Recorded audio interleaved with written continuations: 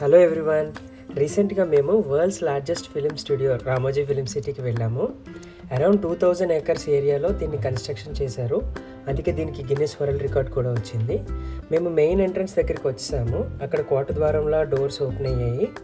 అందులోంచి dance performance అవి చేసి గ్రాండ్ వెల్కమ్ చేశారు. లోపల కూడా కొన్ని డాన్స్ పర్ఫార్మెన్సెస్ జరిగాయి. తర్వాత బస్ టూర్ పికప్ పాయింట్కి వెళ్ళాము. ట్రిప్ మొత్తం స్టార్టింగ్ అండ్ ఎండింగ్ పాయింట్ అయితే ఇక్కడే. ఇది ఏంజల్ ఫౌంటైన్. క్రిస్3 క్లైమాక్స్ షూటింగ్ ఇక్కడే షూట్ చేశారంట. ఇది మగ్ ఫౌంటైన్. ఈ లొకేషన్లో హీరో హీరోయిన్ కాస్ట్యూమ్స్ని బట్టి ఫ్లవర్స్ని పెంచుతారంట. ఇది చంద్రముఖి మహల్. ఇంట్రడక్షన్ అవసరం లేని ప్లేస్.